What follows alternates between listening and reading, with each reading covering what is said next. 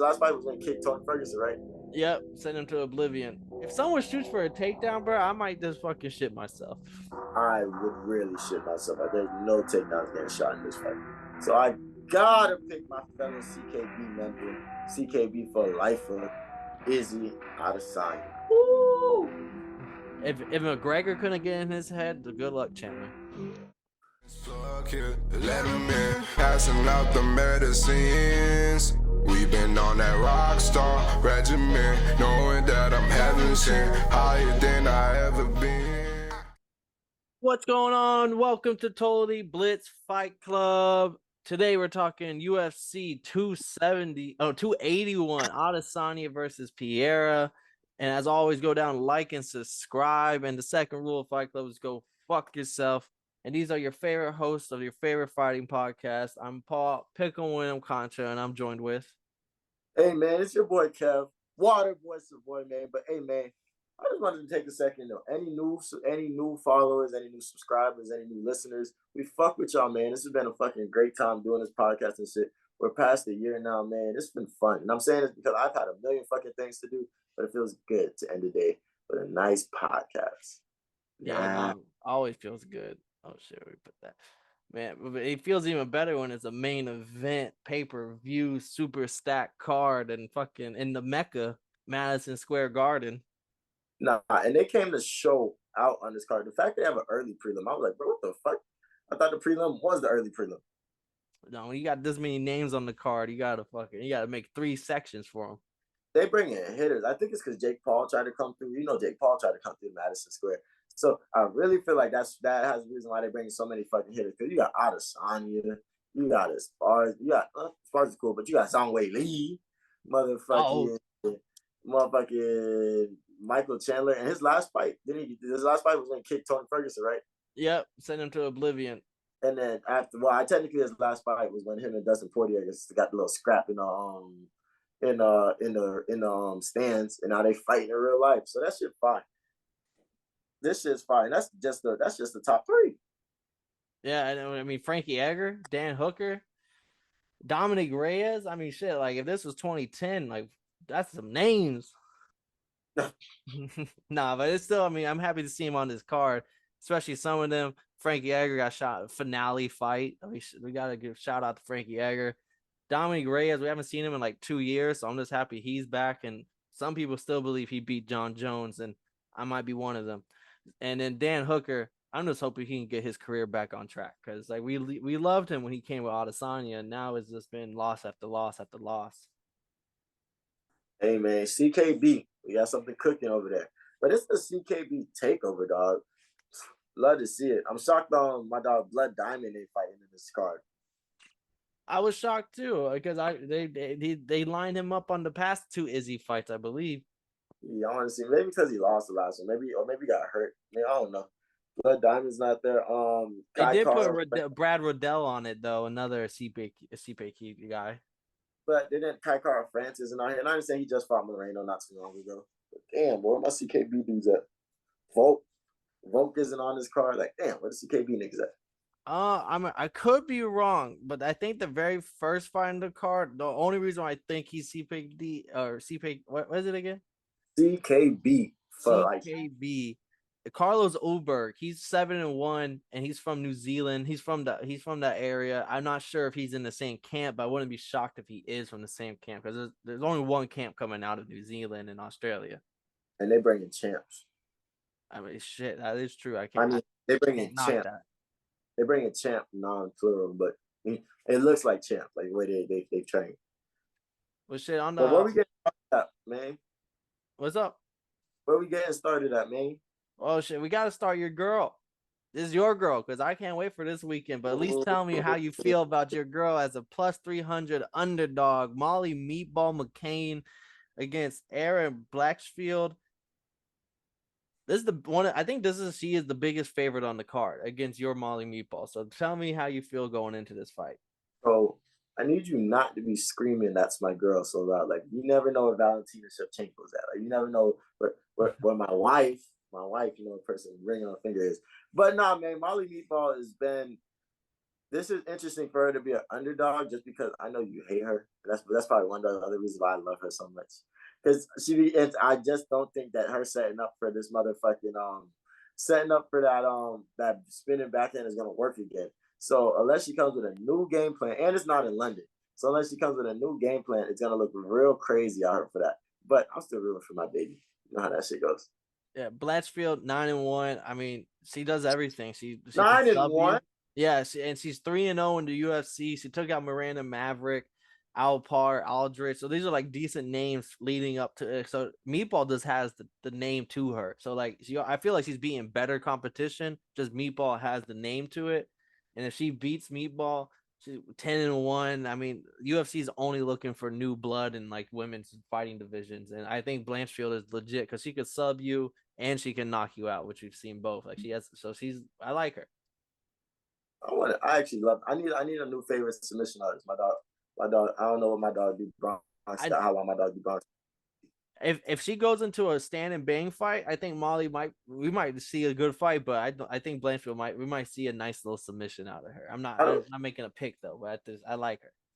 In the two fights that we've watched Molly Meatball, I don't think she's gone to the ground, has she? No, and it's because UFC's both fights giving her stand-up boxers who just aren't on her level. So they're both her fights, she was the big favorite going into them. And so now it's like your first time in a while where you're actually like an underdog, let alone a big underdog. Dana knew what he was doing. They set this up. Yeah, let's gas it, and then let's center it down. But I'm break it. Yeah, but fuck all that. I'm still they like they say they build you up just to break you down. But I'm still rooting for my baby. Fuck everything else. Then we go on to the next fight where we get to see Dominic Reyes, which we haven't seen since May 1st, 2021, where Yuri Prochazka, current champion, knocked him out in the second round. And he's fighting Ryan Spann, who, I mean, he's good. I'm not gonna say he's bad. Like he's kind of just the middle of the pack at light heavyweight. He went up against fucking Johnny Walker, got knocked down in the first round, crazy KO. And then Anthony Smith submitted him in the first round. But when he fights lesser competition, he looks really good. So I think it'd be a good fight to see. Is Dominic Reyes still top of the pack and can get rid of Ryan Spann? Or is he, I mean, he's coming off of 3 straight losses. So I just want to see where Dominic Reyes is at. The 3 losses, though, are John Jones, Jan, and Yuri. So those, I mean, the 3 J's at light heavyweight is kind of hard to beat.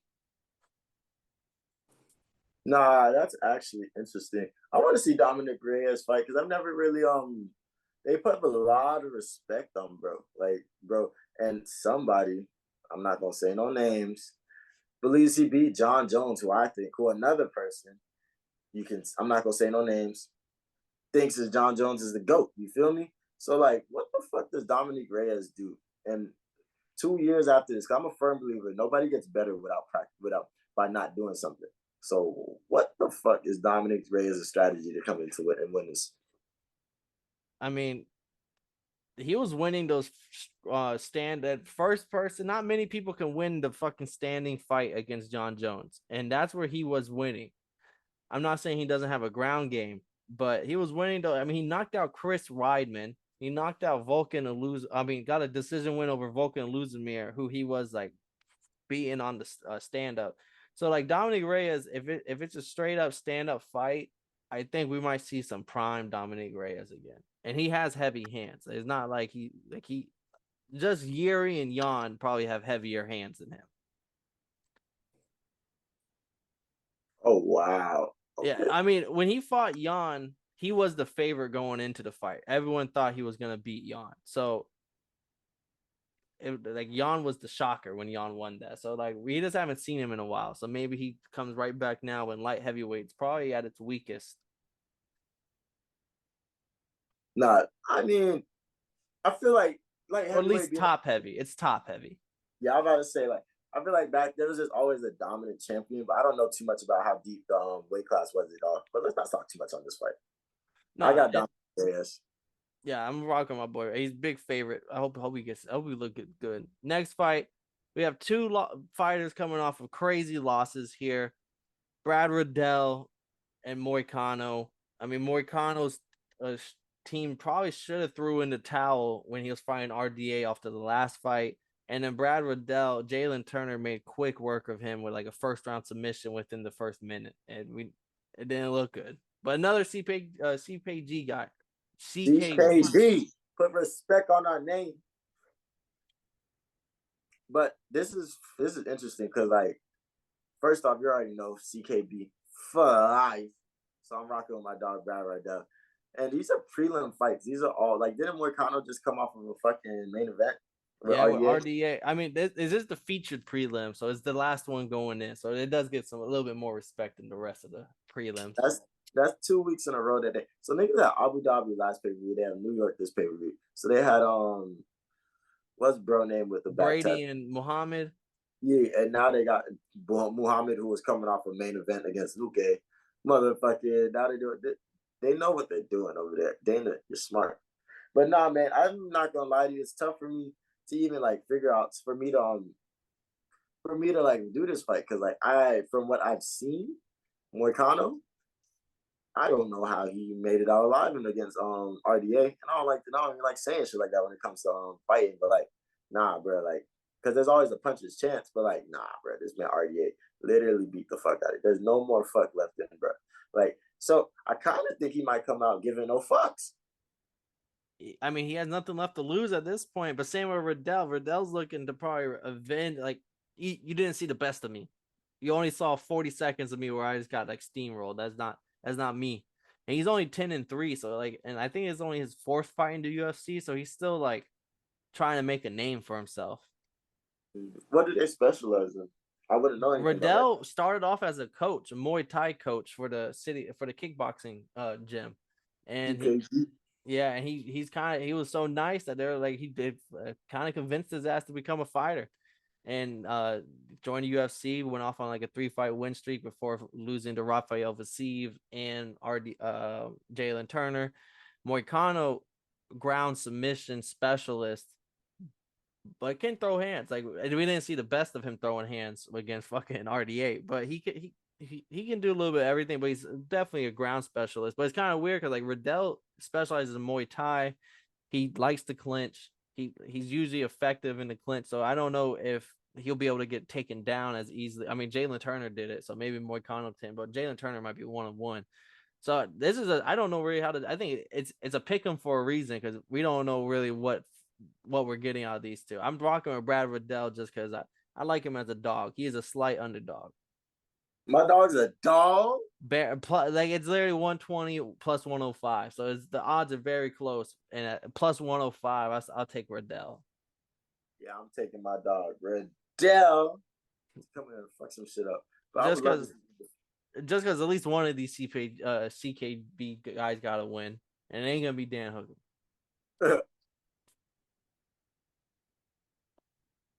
Next fight is Dan Hooker. Dan Hooker versus Claudio Perez. I wonder who you're picking, Perez. Well, I mean, Hooker is the favorite here. Whoa. And he's going back up to lightweight because the last fight he moved down weight classes. He looked like a fucking skeleton against Arnold Allen. And in the fight before that at lightweight, Islam just molded him, like just completely destroyed him. And so maybe he comes out a little bit better, but I don't know. I'm just not on the Dan Hooker hype train as everyone else was. He is a fun fighter though.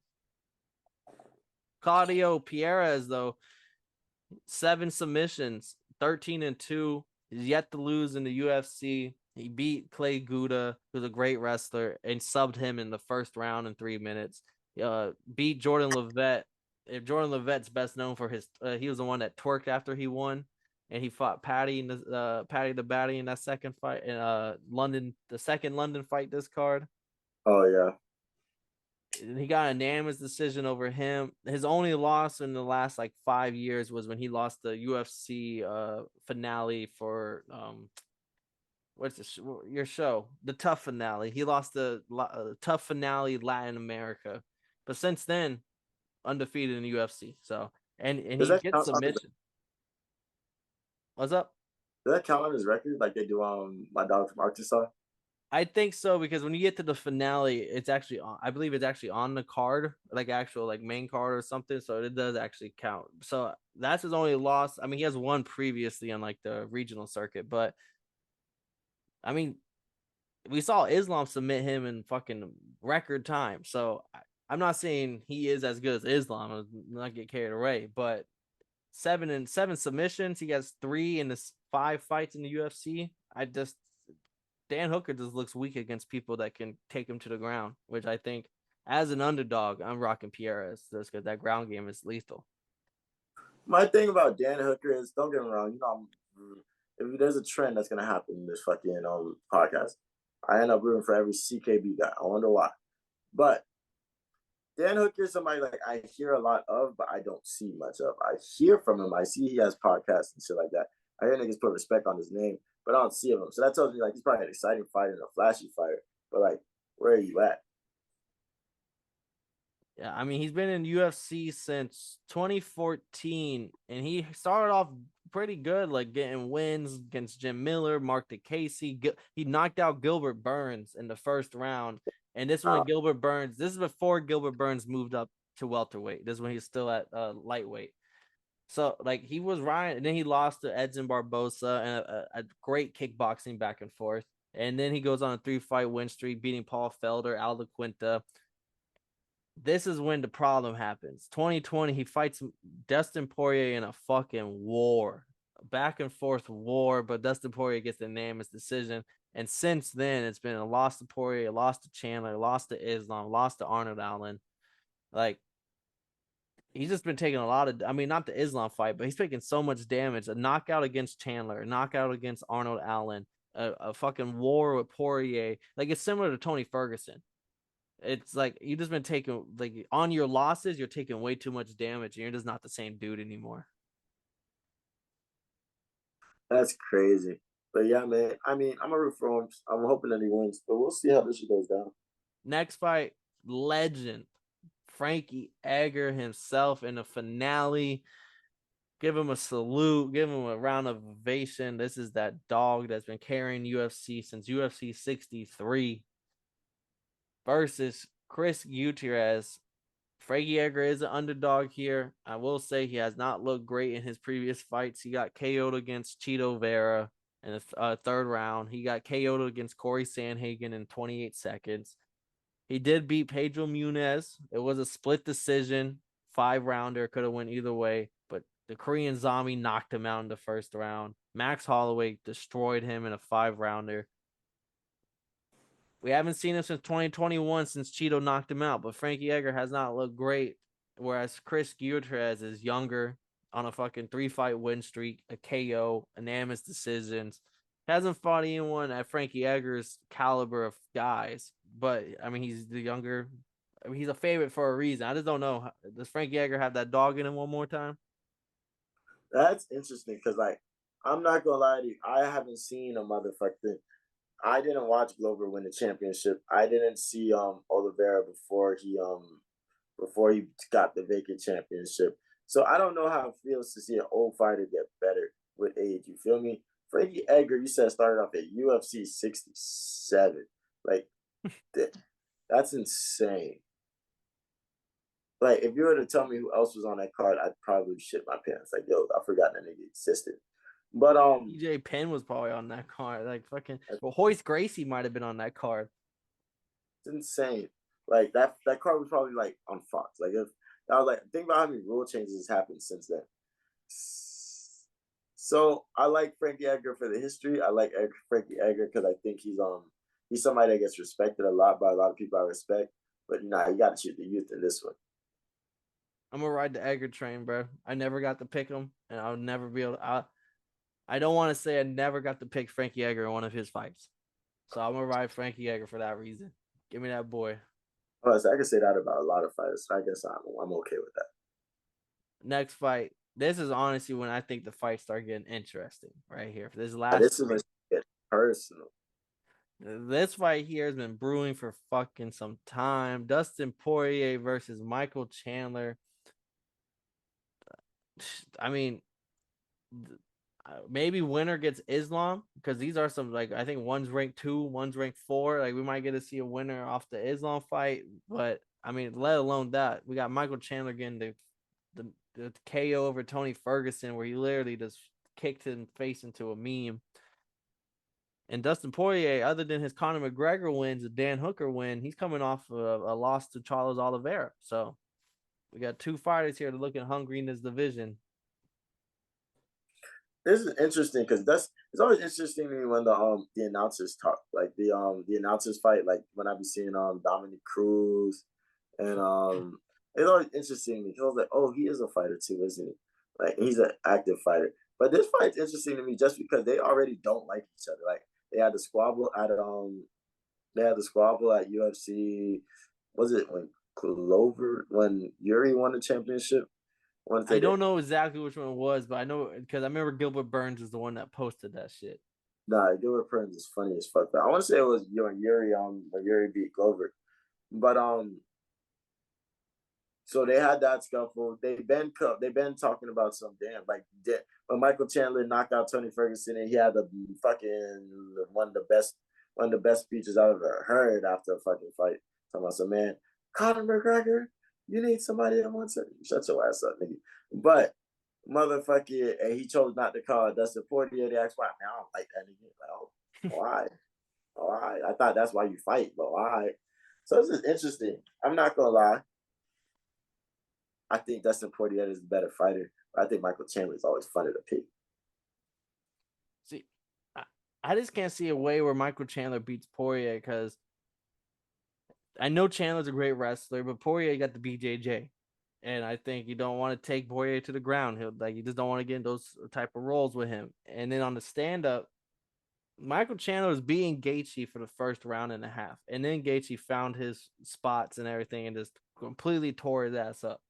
And Dustin Poirier tore Gaethje's ass all the way up. Like from round 1 to 5, it was an ass whooping, an unanimous decision. And I just don't see Chandler's gonna be fun and maybe get some big hits, but Poirier's is gonna it might be a points because I don't know if he can take Chandler out with his boxing, but it's gonna be the straight up Poirier that's outclassing him. I think I like the minus 230 odds here. I'm taking Poirier heavy here. Really, I'm definitely taking Poirier, but I was really hoping you took on Chandler for some reason. You don't think he'll put some foot fungus in that boy on Poirier?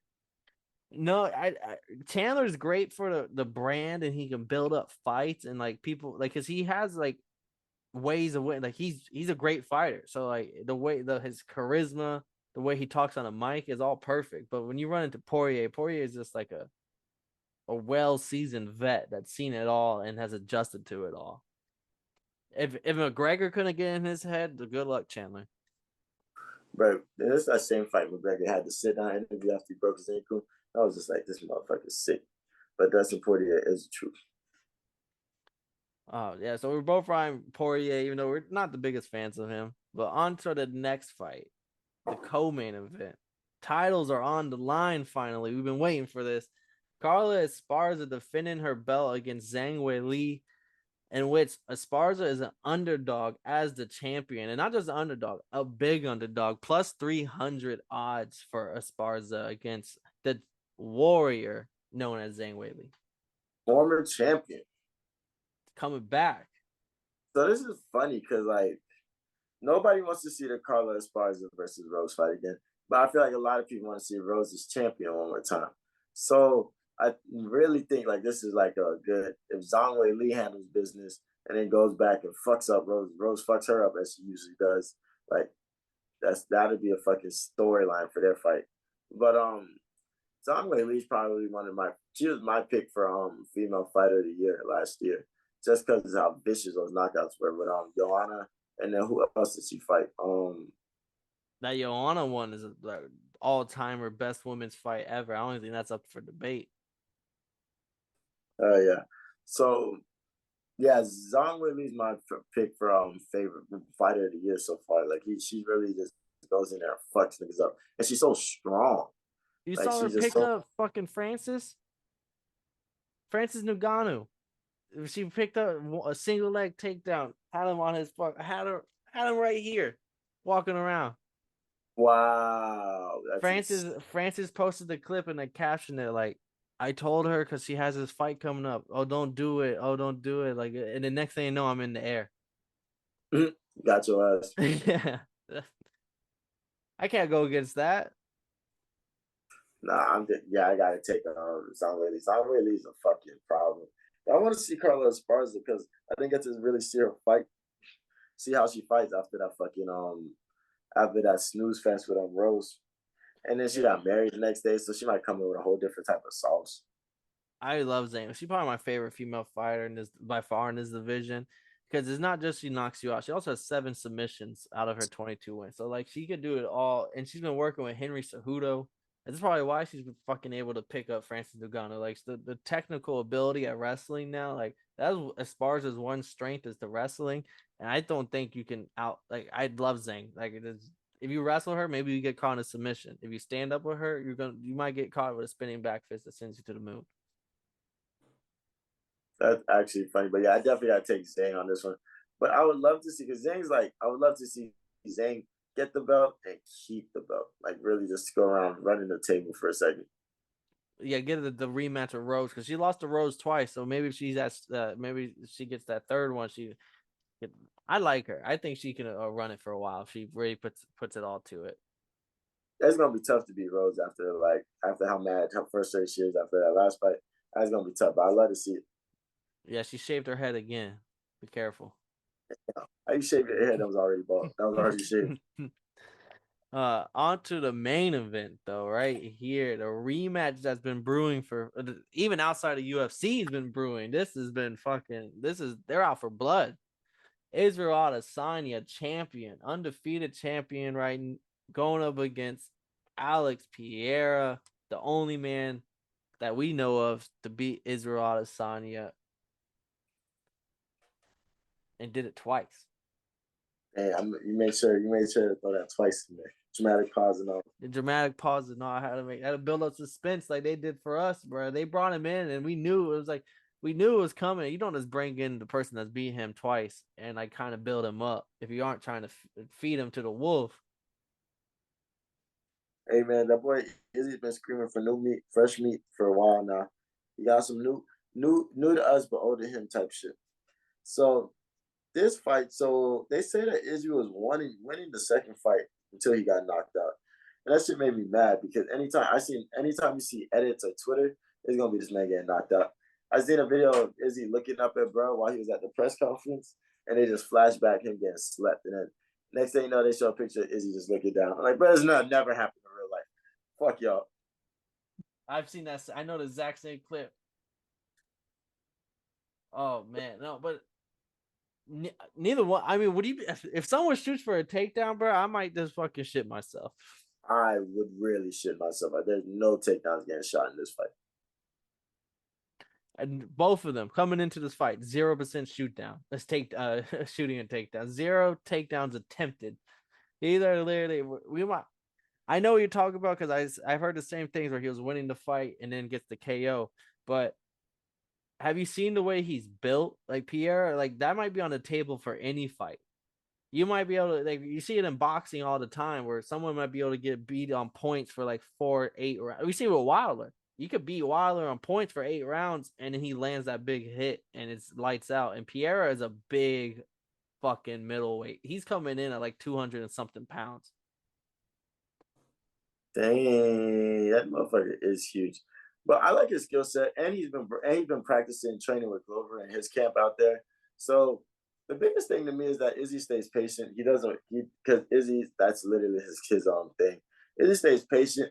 He really chooses this chance to put some fucking hands on him, just off the fact that yeah, those gloves are like 10 pounds or something. Like I don't know how much this is. These bitches like 4 ounces, not 10 pounds, 10 ounces.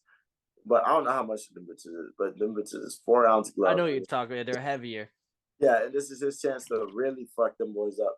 So I think the game plan for Izzy is to stay what he does, stay what he needs to, but trust his instincts. Because his instincts is gonna let him know there's an opening right there. And just watch for the triple cross. Like don't get cuts. If you get slept, it should be because you gave your ass beat and the ref stops it, not because you got caught slipping. All right. This has been brewing for a little bit. I mean, -210 Izzy, +175 Pereira is pretty close to odds, way closer than the co-main event odds for a championship fight. I'm gonna need you to put a little bass in your voice, Kev. Let me hear your pick for this main event. Come on, man. You already know, man. I watch UFC for 2 reasons. to smoke and get high during, to watch to reminisce on the day, to watch motherfuckers get their ass beat, and for Israel Adesanya. Like, this freestyle bender is the man that really put me on game for this shit and made me really think like, yo, this shit fire. So I gotta pick my fellow CKB member, CKB for lifer, Izzy Adesanya. Woo! Woo! Clap it up. Yeah, but nah, man, I really just want to see a great fucking fight, and like, it'd be nice if Izzy got a nice little knockout. I leading up to this fight, I was all Izzy, but like, oh, they're bringing in this fucking kickboxer. Like, yeah, he's beat him in the past. Like, Izzy's fucking a MMA fighter. Like, he's not. This isn't glory kickboxing. This is fucking UFC. But the closer I'm now to this fight, I think Alex Pereira is gonna beat him. I think Pereira, like, no, like the way he's built and the way he's so serious, like he doesn't just seem like someone who's kind of coasting the fact that he beat Israel Adesanya 2 to 3 years ago. In those press conferences and the face-offs and with the media, he is just someone who looks like he is on like a mission to show the world, because like glory kickboxing isn't to the biggest world. Like, you're not getting all the same people watching, but if he can beat Izzy on the fucking biggest stage of them all and show the world like, this is your champ, I beat him again. Like, he just looks like a fucking assassin, and I think he's gonna come in there. And if Izzy's all he's got is kickboxing, I know Pierre was getting pieced up in some, but like Whitaker was able to land punches. Pereira might be a better striker than Whitaker, at least like technical sound. He's a fucking former all-time champion at Glory. Like, he technically sound. He's probably the best striker Israel Adesanya is gonna face. And if this 220-pound motherfucker on fight night lands a head kick or a straight right, we saw Sean Strickland come like this for fucking a round and a half before one little jab put his lights out. That's how much power he's packing in his hands. That's true. But I feel like Sean Strickland came in that fight thinking like, there's a good chance I might get fucked up. Oh, 100%. He probably took a couple Bud Lights before he walked out. No, that's fine, because Pereira no bitch. That's facts. Like, nobody in the world thinks Pereira is a bitch. There's a reason why he's steamrolled through everybody's fought so far. And like, you can call Sean Strickland a easier fight, but nah. That boy is ranked number 4 in the divisions. Don't miss me with none of that shit. So you definitely can't sleep on Pereira, and the fact that he's up 2-0 in the fights with Izzy. And I believe he did fight Bruno Silva. If I remember correct, Bruno Silva is a ground fighter. So like, they didn't just like give him nothing but stand-up fighters. He had to go through somebody who could take him down, and he got right back up. And that's probably because he's been working with Glover. But like, he's kind of been grinding his way into the UFC. It wasn't just like, oh, here's another stand-up fighter, go knock him out. Damn, my boy's throwing too much shade at Molly right now. I'm happy you caught the subliminals. Nah, man, but no, it's gonna be a great fucking main event. It's gonna be a great fucking card. We're gonna be live streaming that bitch, coming to you live with Romeo Mack, comedian Romeo Mack. So make sure y'all stay tuned for all of that. Yes, sir. I mean, is there anything you have left or something you forgot to bring up on one of these fights? I just want to see this fight. I just want to see a great fucking card, man. I'm being Dave and Buster's, living my best life, man. But and I'm not gonna lie, for fight of the night, it's probably gonna go to Poirier and Chandler if they do it right. Fight of the night. Let me see. I'm going through here. It might go Izzy or Pierre because they usually give it to the stand-up fighters, and I could see this be like a 4th round knockout for Pierre, where like Izzy's winning throughout the fight, like Leon Edwards head kick to Kamaru Usman type shit, where Izzy's winning, getting nice, and then Pierre, all it takes is 1 or 2 and the fight's turn, and that'd be a crazy finish. And if not them, Poirier Chandler would be a fun one. I respect it. I just had like the meanest like vision / dream that a motherfucker was saying that of just the ice going to, and I'm like, I can't explain right now. But yeah, Poirier versus Chandler is definitely a good one. Zhang Weili might get a nice finish this week. I don't know. I just feel like a lot of great fucking Frankie Edgar. Let's hope Frankie Edgar goes down a bit. I know you picked against him, but I hope he looks good. I hope he drops some blood, because 67, you should not be getting punched in the head that long. And being there for this long to only be 23-10-1. So like his record don't even look bad in the end of the day. Nah, that's just the vibe, man. But sounds like that's all we got for y'all folks. That's all, folks. Wrap it up for him, Kev. Hey, man, if you didn't know, I'll tell you again and again and again that this has been another episode of the Totally Blitz podcast. This is your UFC 281 Fight Night preview. We're going to have another episode coming for you. We're going to have another recap coming for you. Make sure you check our NFL picks if we're talking football, basketball coming soon. And, I almost forgot to tell you, man. I'm in this bitch with Paul Pick'em Wyndham concert. It's your boy Lil KK, aka Kev Waterboy, aka Mr. Fuck You and everything you stand on. But the biggest thing about it is, man, you and the dude 2 doors down is a bitch. I got a problem with being problematic. Get the light beam on me, ready for electrostatic. Don't you step into this box if you're not batting. Then my gang got tools, you can call them boy crap, man. This gang got rules, man. You better watch your passes, this ain't not new.